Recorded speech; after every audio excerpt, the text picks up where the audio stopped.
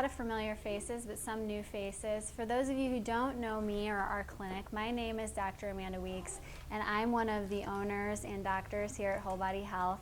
And our clinic's different than most medical clinics that you go to because what we do is we focus on the cause and prevention of disease instead of just suppressing symptoms with drugs and surgery. And what we're going to talk about tonight is a hugely popular topic.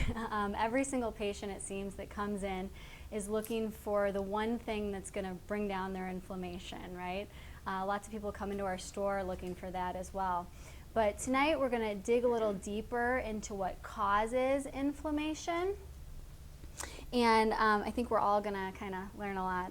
So the learning objectives tonight is to understand inflammation in the body, discover the triggers of inflammation, and also help us create a healing environment in our body so that we don't need inflammation. The bad news is that there's no magic bullet for inflammation. There's no one thing that you can take that's going to fix it. The good news is that if we can control the triggers of inflammation in the body, it will go down. So you can heal yourself from that, but there's no easy fix to anything, unfortunately. So what is inflammation? Inflammation is our body's attempt at self-protection. Inflammation is what happens when something bad happens to our body, when a bad bacteria gets in our body, or we cut our finger. And what happens when it's acute? It gets red, it gets swollen, right? That's a good thing. It's protective. It prevents the spread of an infection. It helps to preserve the health of that tissue that's affected. But when it becomes chronic inflammation, it's a really, really bad thing. And in fact, chronic inflammation is implicated in 7 out of the top 10 causes of death in this country. And a couple of the other causes of death in this country don't even have to do with disease. So it's a very harmful thing in our body, and it's becoming more and more pervasive in our culture and causing more and more problems. So what is the traditional approach to inflammation? Right? It's to suppress it. If you go to your doctor and you're complaining of shoulder pain, they might give you a non-steroidal anti-inflammatory, or they might inject your joint with a cortisone injection. Or if you're complaining of a pain in your gut, or something that just won't go away, they'll often give you internal corticosteroids. They want to suppress that infection or inflammation. I'm sorry. And the problem with these traditional drugs, although they're effective in many ways, is that they have side effects, right? And pretty nasty side effects. The non-steroidal anti-inflammatories, especially, have lots of GI side effects, and they can even cause occult bleeding in your body, in your gut.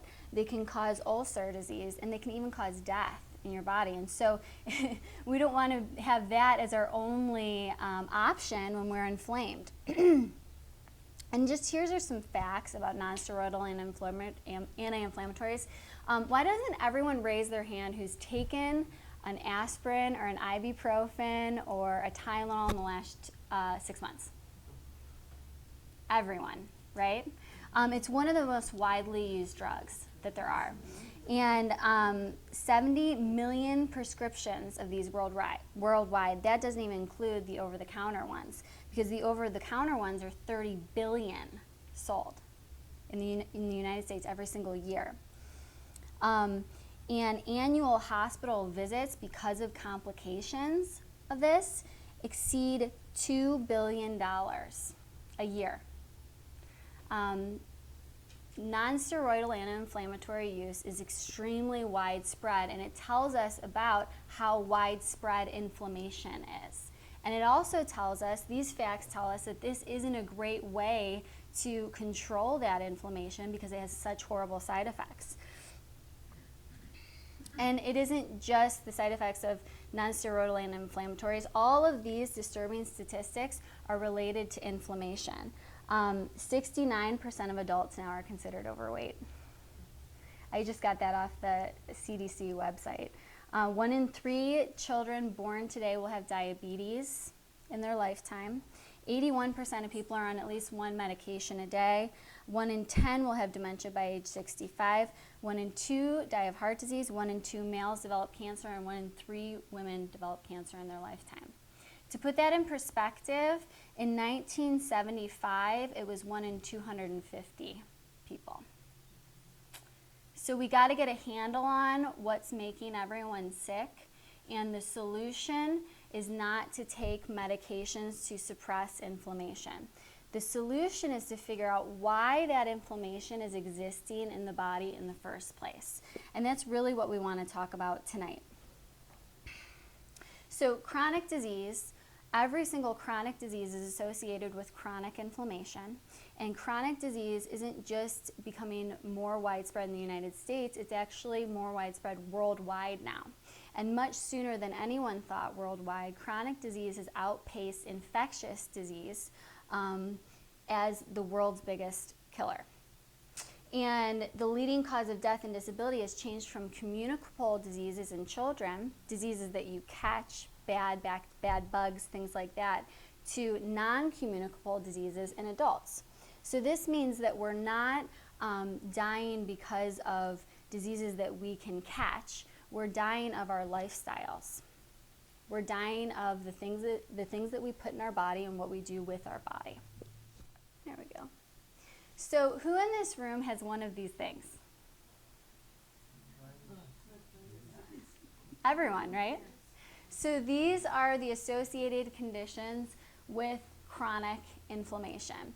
And these are things that we see almost every day. It's very rare that we see a patient that's over 40 that doesn't have some kind of diagnosis that they're on a medication for. And what we want to do is help them understand those diagnoses. So let's see if I can switch to the next slide here. Okay, so here's the triggers that cause inflammation. If inflammation is our body's attempt at self-protection, our body's reaction to a harmful stimuli, then really, if we want to remove the inflammation in the body, what should we do?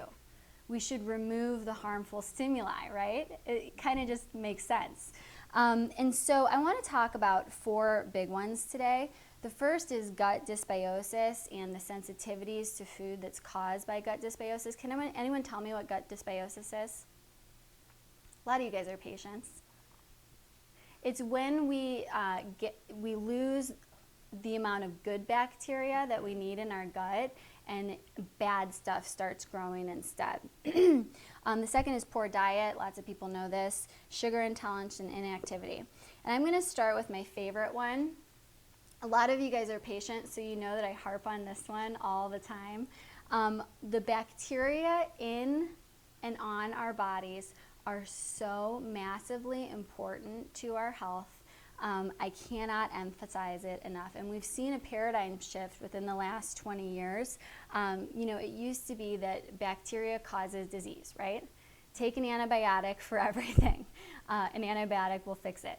Now we know that the good bacteria that lives in our body is what actually protects us from disease and helps us digest our food and pull nutrients and minerals from that and creates new vitamins in our body.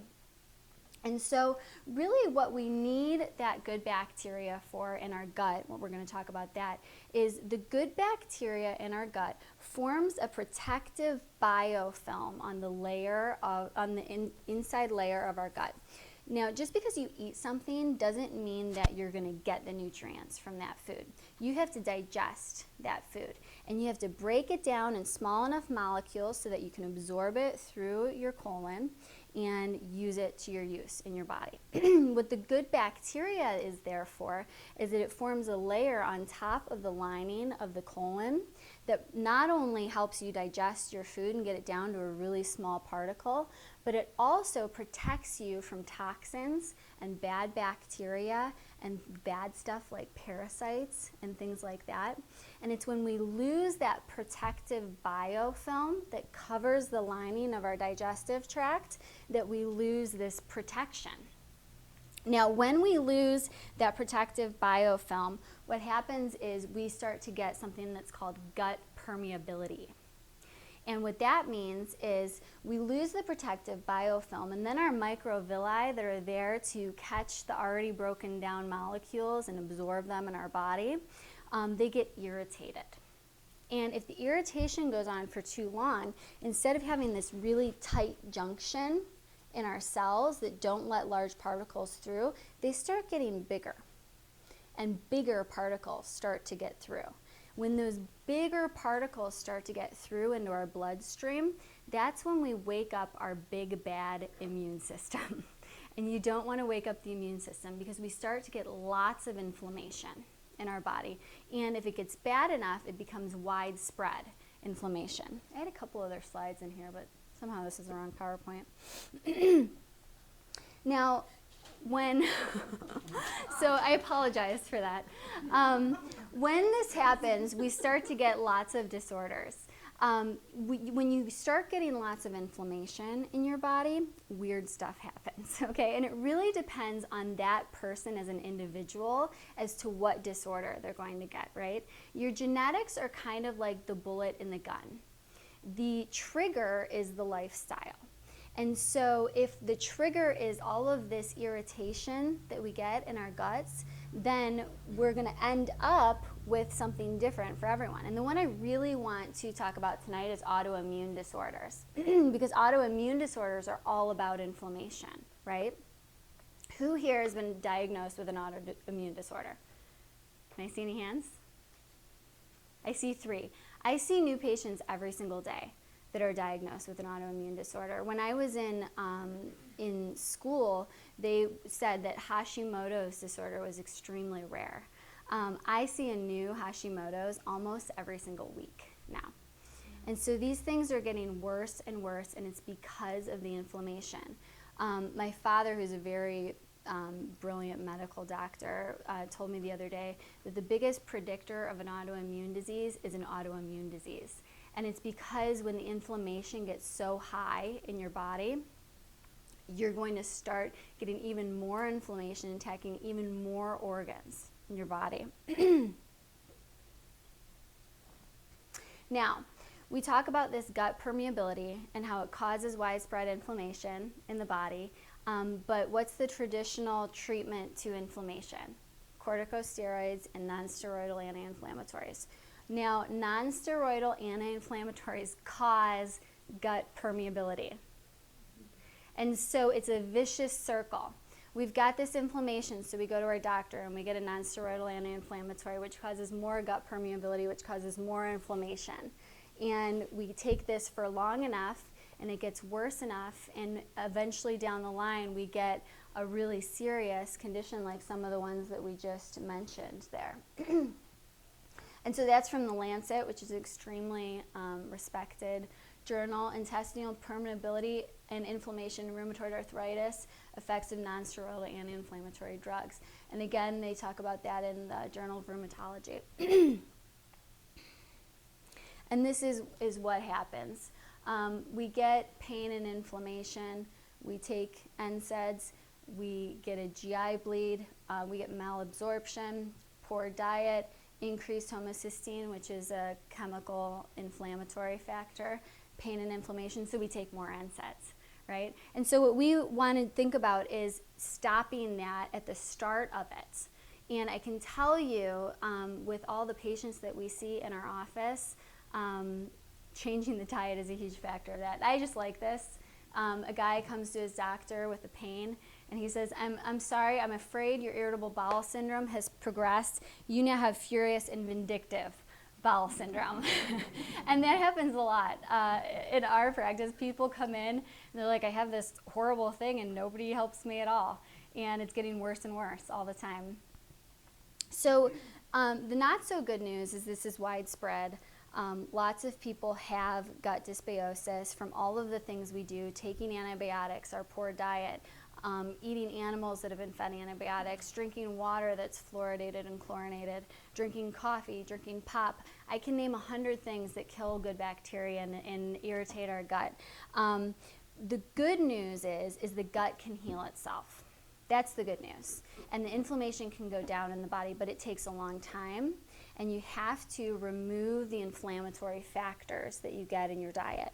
And I have a kind of a list here of the main ones, and we could talk about this for days. But the main ones that I want to talk about tonight are sugar, high fructose corn syrup, which is even worse than sugar, believe it or not, processed and bleached flours and grains, hydrogenated fats, which are some of the worst things that you can do, chemical additives in our food, like artificial sweeteners, artificial coloring, chemical additives like MSG, flavor enhancers, things like that, and factory farmed dairy and meats.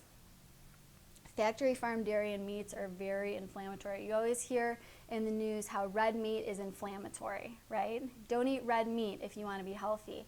Well, most of these studies are done on red meat that's been raised on a factory farm, where animals have been fed inflammatory foods and not been outside, not been eating grass. Of course that food is going to be inflammatory.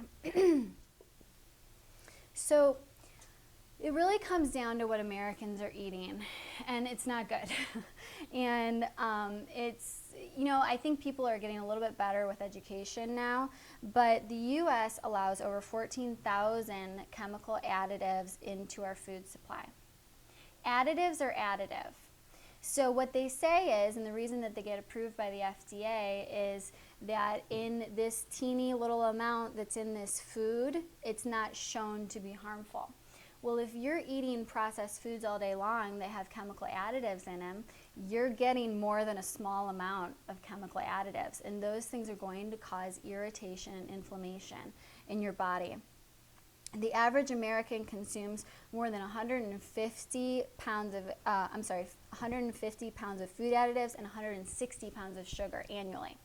Now, I actually did some research on this, and in 1800, the year 1800, people consumed 18 pounds of sugar a year. In the year 1900, people consumed 90 pounds of sugar a year. So we're eating more and more sugar than we've ever eaten, and this is what it looks like. This is the standard American diet, right? This is what kids eat at school. This is why children are getting sicker and sicker, younger and younger, developing diabetes. So this is what ingested toxins looks like. This is the MSG, which is a flavor enhancer, the sugar, the high fructose corn syrup, the trans fats. And I want to start with sugar and what sugar does. Sugar is extremely inflammatory. In the year 1900, we ate 90 pounds of sugar. Now we eat 160 pounds of sugar. What happens with sugar is when you eat sugar, you have to release insulin. Right. We have to produce insulin to push that sugar into our cells. If we eat too much sugar for too long, what happens? Our insulin production goes down and we become diabetic, right? I know, I'll go back. I don't know why it's doing, maybe I'll X out of it and go back in.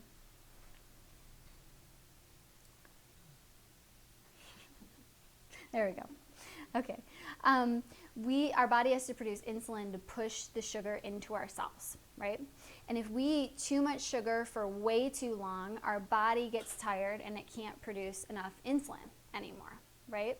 And then the sugar gets higher in our bloodstream and we develop diabetes. And some people develop it to the point where they actually have to take insulin. Now, when sugar is high in your blood, it promotes inflammation. Okay, and inflammation makes you release other hormones like cortisol, which brings down inflammation. Now, cortisol raises your blood sugar, so it's a vicious circle. And anyone who eats a lot of sugar, a lot of my patients that come in here are addicted to sugar.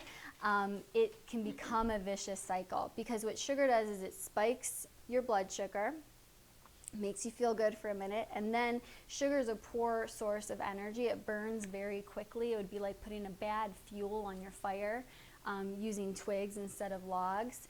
And once that sugar, which burns really quickly, you get a blood sugar drop and you feel bad, so then you crave sugar and you want to eat it again to get that rise. And so it becomes this vicious cycle where we crave sugar, we keep eating it, and it's raising the inflammation and causing our hormones to be fatigued. If there's one thing that I encourage my patients to stop doing, it's eating sugar.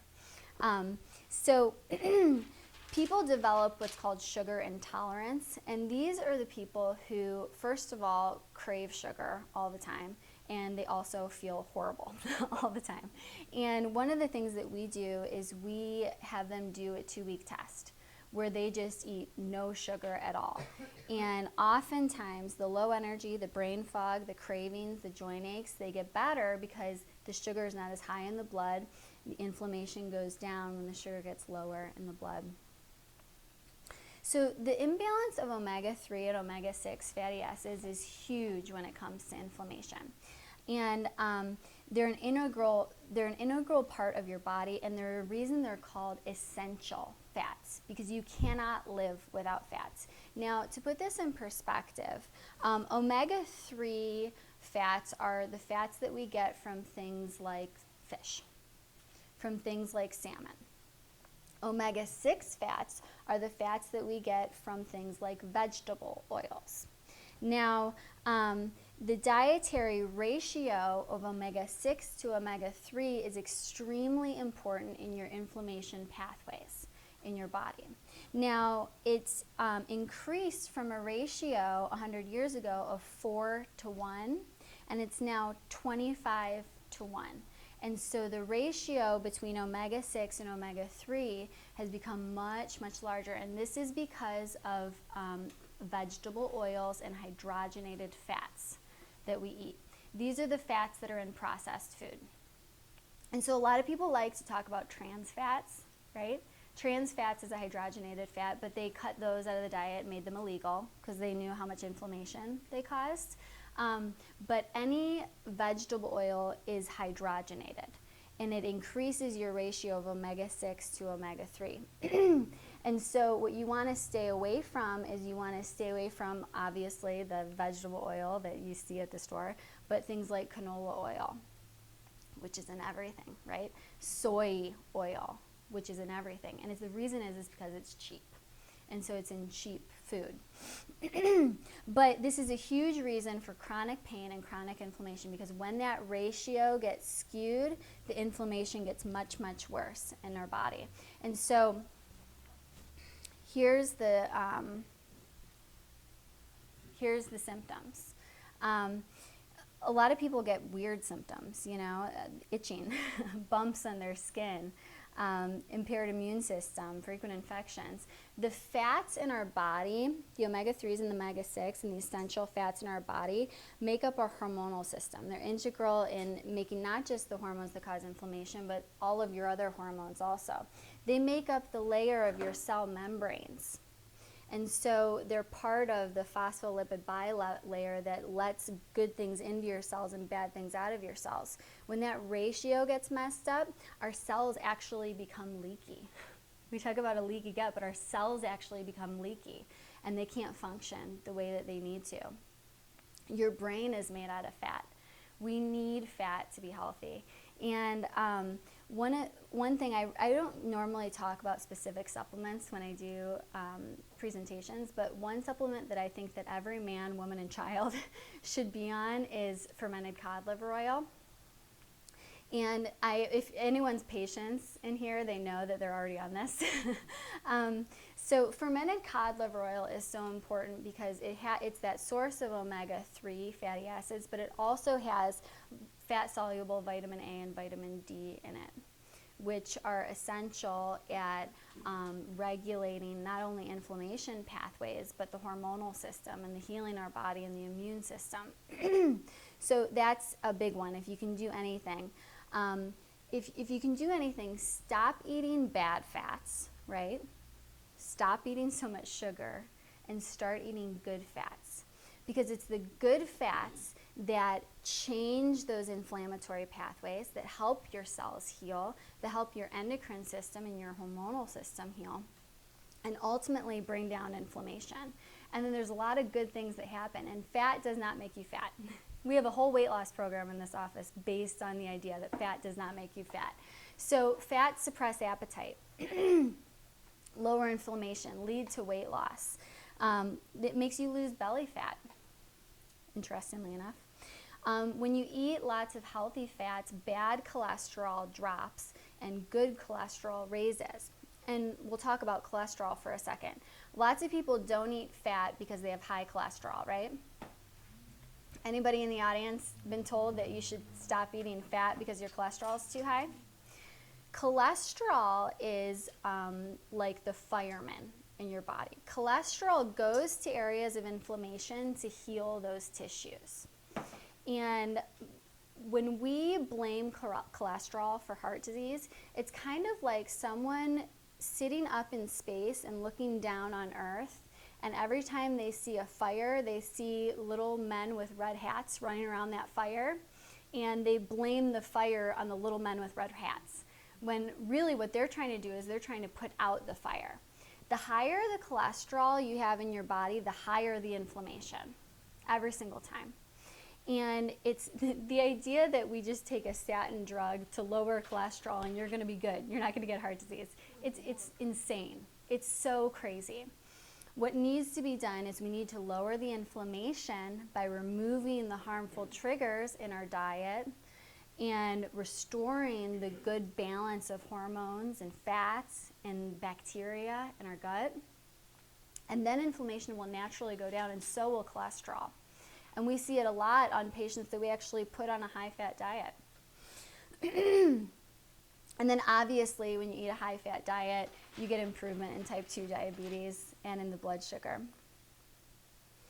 So this one, I actually came across this and I had to laugh.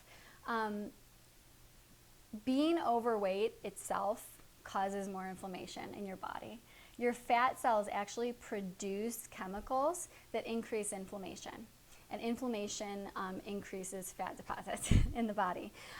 So it's tough, but it's sad. And if you guys are patients, a lot of you guys have seen this, we're getting fatter and fatter. And it's one of the reasons we're getting more and more inflammation. So what this is a map of the United States from 1986, and they mapped obesity.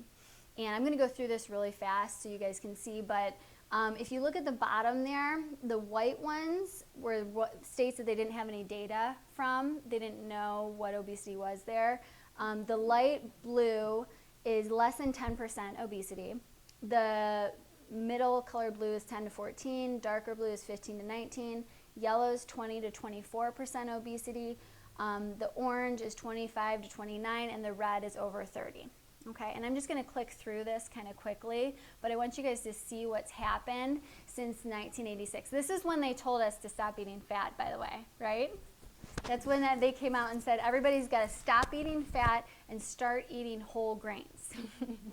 And as we all know, that those whole grains usually included processed white bleached flours that turned into sugar in our body. And so I'm going to go through this pretty quickly.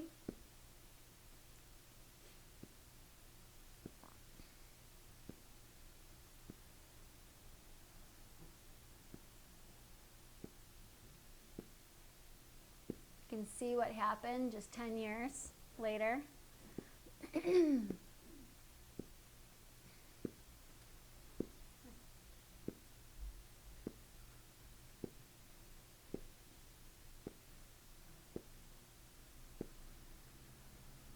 I say they stopped in 2007 because they were too depressed. I actually just pulled this off of the CDC website today. And I think this was 2013. I don't know why the year didn't copy, but they even just got rid of the 10% or less states because there were no states that had that. And now most of, you can see Mississippi and West Virginia are over 35%.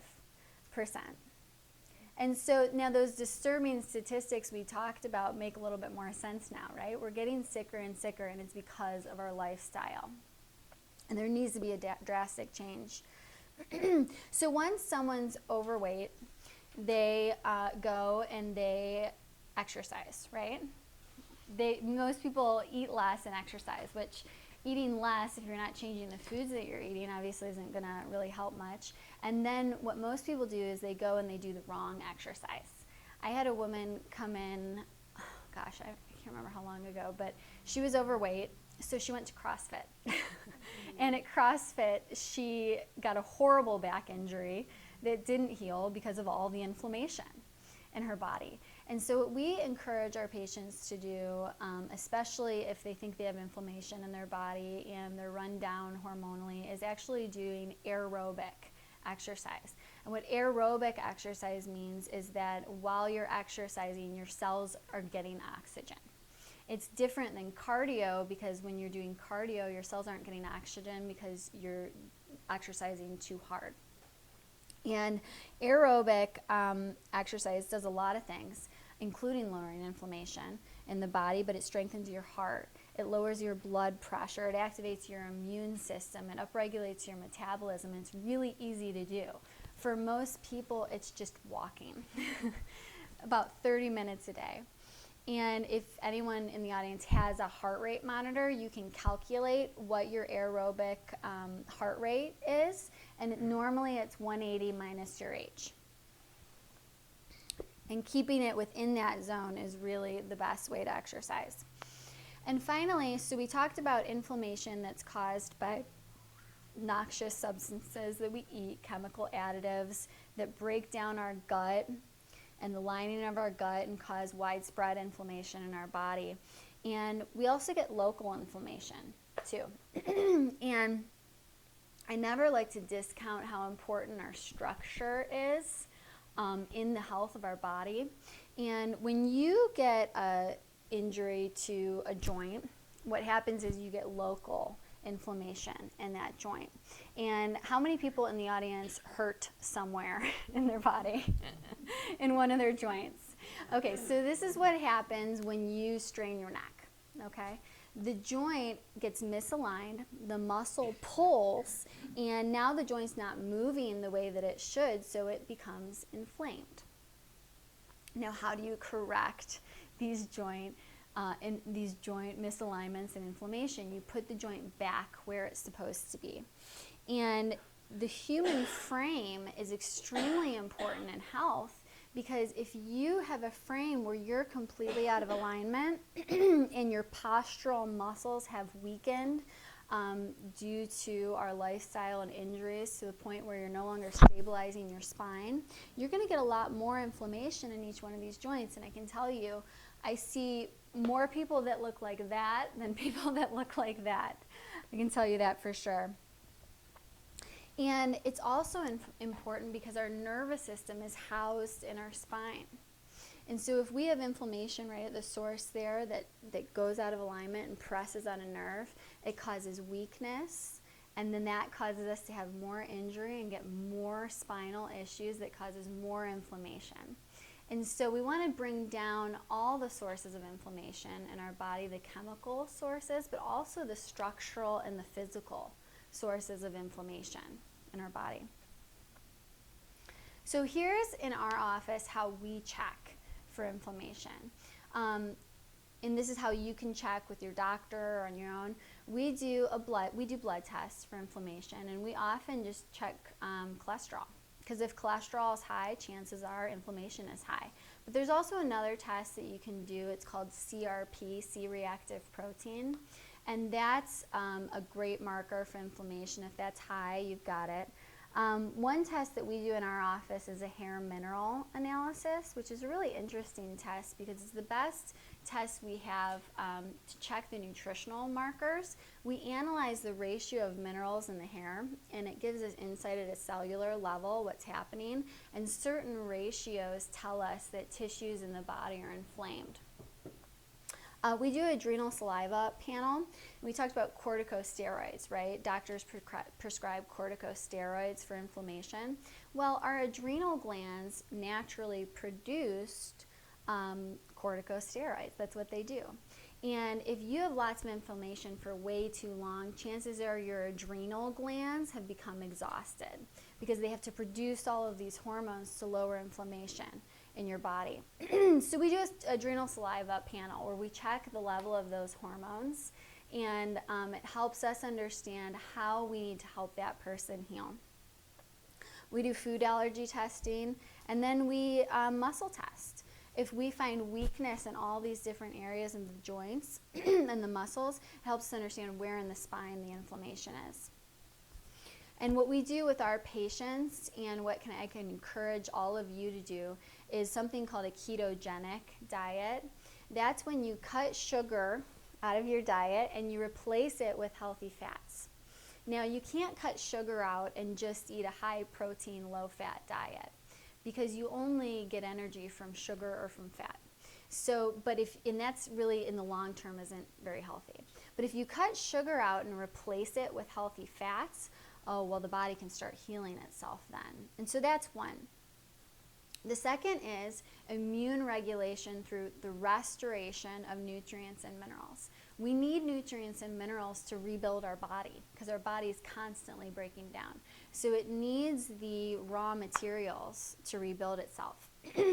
Gut reconditioning is extremely important. And if I can say one thing, I always say the supplements that everyone should be on, and probiotics is one of them. If you don't want to take probiotics, then start eating naturally fermented foods. You can make those yourself, and that restores the good bacteria to our body. Taking a digestive enzyme also helps you break down these foods if you already have gut problems. And then doing something that helps to heal the lining of the gut. Broth is one of those things. If you ever make broth at home, that helps. The gelatin in the broth helps the lining of your gut to heal. And so gut reconditioning is vital in any type of inflammation. And then finally, making sure your structure is in alignment. I mentioned my father, who's a medical doctor, and he said this the other day, and it stuck with me. He said, you have to create an environment where healing can take place. You can't constantly be looking for the thing that's going to lower your inflammation and not change anything else. You have to create an environment in your body so that it can say, oh, okay, I don't have to keep being so inflamed. Thanks for taking away those noxious substances that are making me inflamed. A young lady came in to our office the other day, and I think she was in her mid-20s. And she came in to us as a last resort, which often patients do because they've done everything else first. And she was complaining of horrible abdominal pain. And she had been to her doctor, and he had given her an antibiotic. Knee-jerk reaction, right? He killed off all of her good bacteria in her gut. And then when that didn't work, he gave her a steroid to bring down the inflammation in her body, right? When that didn't work, he had a bunch of medical testing, which is medically necessary, right? Those insurance companies think that's medically necessary, but not other things. And so ordered an ultrasound, ordered a CT. And then when both of those were negative, he said, oh, well, you have interstitial cystitis. Does anyone know what that means? Inflammation of the bladder. So he basically just named that she had inflammation in her body. And then he prescribed a medication that was $600 a month that he told her she had to be on for the rest of her life. And this is what's happening. And this is why everyone is so sick. Not once did he ever ask her how her digestion was. Not once did he ever ask her what her diet was like or if she'd try to change it. Not once did he ever feel her pelvis, the massive twist she had in her pelvis and the nerve irritation that was coming from there. And it's when you look at the causes of disease and inflammation in the body and you address those causes, that's when you create an environment where the body can heal itself. I like to end on this note. This is one of our beautiful patients who did our weight loss program, and she also was a patient in the office where we worked on her body. And she said, after 3 months, I went back to see my specialist and brought in my blood work. He kept smiling and looking back at me and shaking his head. After taking me off one medication completely and cutting another in half, my sugar and liver levels are now completely normal. It was the best birthday present I could have asked for. And all we did was change her diet. All we did was help fix her gut. And she hasn't even been in a while, and she's still feeling wonderful because we laid the foundation of a healthy lifestyle for her. And You know, often, and this woman had waited a really long time before she went and found help from someone. And I always say that procrastination is the robber of health.